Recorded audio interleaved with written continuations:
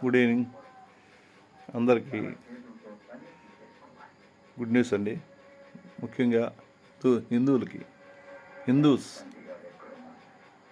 మన తిరుమల తిరుపతి దేవస్థానం చైర్మన్గా ఉన్న వ్యక్తి అన్య మతస్థులని అందరినీ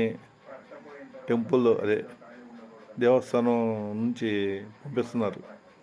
మంచి వార్త అండి. నేను ఫేస్బుక్లో, యూట్యూబ్లో వాటిలో చూస్తున్నా. షేర్ చేయండి. అన్య మతస్థులని తరిమి కొట్టియండి అని పాపం వాళ్ళలో పెద్ద పెద్ద మెసేజ్లు పెట్టడం చూస్తుంటే చాలా బాధ వేస్తుంది. ఫేస్బుక్లో, యూట్యూబ్లో వాటిలో మొత్తానికి హిందువులకి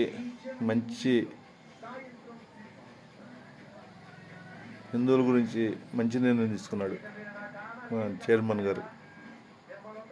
మంచిదండి, మంచి నిర్ణయం తీసుకున్నాం. అన్య మతస్థులని అందరినీ తరిమి కొట్టడం హ్యాపీగా ఉంది మాకు హిందువులకి. ముఖ్యంగా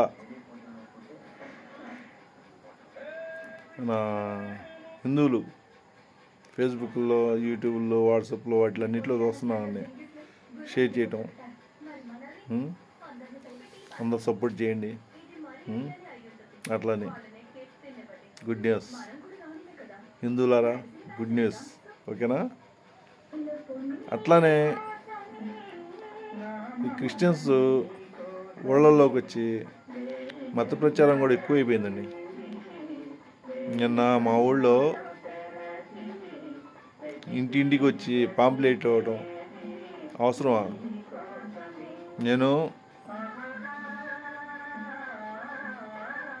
సీరియస్ అవడం పద్ధతి కాదని చెప్పేసి నేను కామ్గా ఉన్నాను.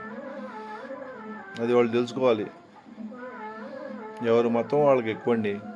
ఎందుకు ఈ ప్రచారాలు?